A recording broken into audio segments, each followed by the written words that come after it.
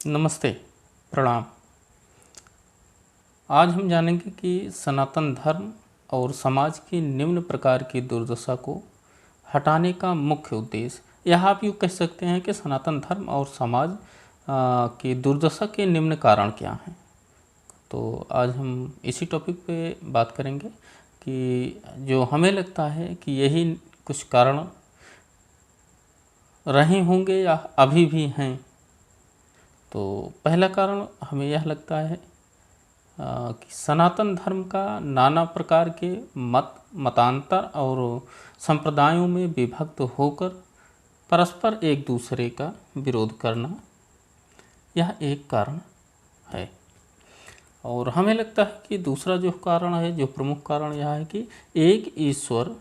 उपासना के स्थान पर न केवल अनेक देवी देवताओं किंतु भूत प्रेत पर, देवी देवताओं तक तो ठीक था, लेकिन भूत प्रेत, पीर पैगंबर, कंप्र, मजार आदि को सांसारिक कामनाओं के लिए पूजना, यह भी एक बड़ा कारण रहा हमारे समझ से। आपका क्या नज़रिया है इस पर, आप अपना बता सकते हैं। यदि आप हमारे विचारों से संतुष्ट हैं तो कमेंट करिए। और यह भी कारण हमें लगता है कि जैसे कि मूर्ति पूजा का दुरुपयोग और मंदिर, तीर्थ आदि पवित्र स्थानों में नाना प्रकार के दुर्व्यवहार, यह भी हमारे सनातन धर्म समाज की दुर्दशा के कारण है। और कुछ कारण जो कि जैसे कि गुण कर्म स्वभाव को छोड़कर जन्म से जाति पाति की व्यवस्था मानने के कारण, ऊंची कहलाने वाली जातियों की प्रमाद के कारण, अवनति और नीची कहलाने वाली जातियों की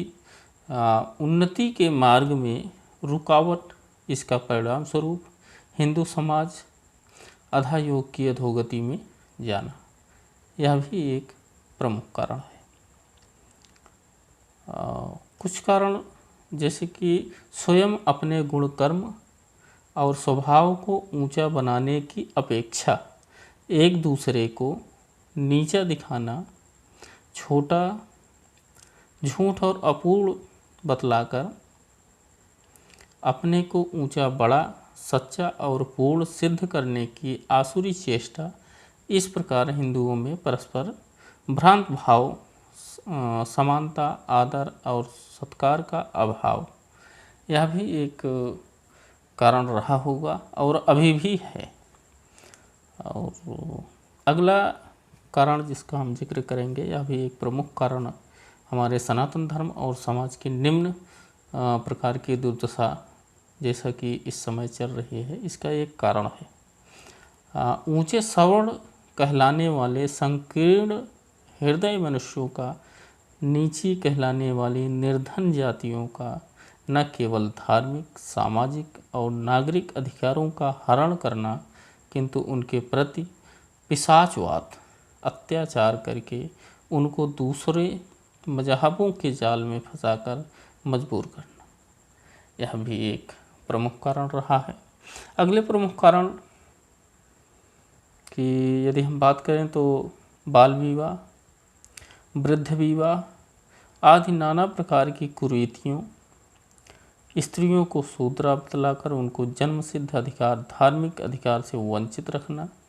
विधवाओं के साथ अन्याय, दुर्व्यवहार, यह भी एक प्रमुख कारण है। और हमें लगता है कि अगला जो प्रमुख कारण है, हिंदुओं के सामाजिक, धार्मिक, राष्ट्रीय, नागरिक आदि सारे अंगों में स्वार्थमय जीवन, यह भी एक प्रमुख कारण रहा है। अगला कारण सार्वभौम वैदिक धर्म को मूर्खता और अज्ञानता से संकीर्ण करके न केवल अन्य मतावलंबियों के लिए उसमें प्रवेश का द्वार बंद कर देना, किंतु अपनी झूठी स्वार्थ सिद्धि के लिए अपने सनातन धर्मी छोटी छोटी बातों में अपने से पृथक करके विधर्मियों के जाल में फंसना, यह भी एक प्रमुख कारणों में से एक है। और अगला कारण जो है, इन सारे दोषों से अनुचित लाभ उठाकर दो विदेशी मज़हबों का न केवल विद्याहीन छोटी जातियों, गांवों, पहाड़ों और जंगलों में रहने वाले अनपढ़ हिंदुओं को, किंतु नीलकंठ जैसे बड़े बड़े अंग्रेजी पढ़े हुए विद्वानों को पौराणिक कथाओं में आयुक्ति दिखलाकर अपने मजहबी जाल में फांसना है। और जैसे राष्ट्र का परतंत्र होना भी प्रमुख कारणों में से एक है। विदेशी राज के कारण देशभक्ति, प्राचीन सभ्यता और धर्म भाषा के प्रति प्रेम का अभाव, दासता के विचार, विदेशी भाषा, संस्कृति और सभ्यता की ओर प्रवृत्ति इत्यादि, यह जो है हमारे सनातन धर्म के दुर्दशा गर्क में जाने का यह प्रमुख कारण है। साथियों, आपको यह कारण उचित लगता है या अनुचित लगता है, आप अपने विचार हमें कमेंट करके ज़रूर बताएं। और सनातन धर्म में क्या क्या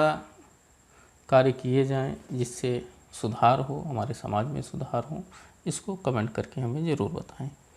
ओके, ऐसे और जानकारियों को देखने, समझने, सुनने के लिए आप हमारे चैनल को सब्सक्राइब कर सकते हैं। जय हिंद।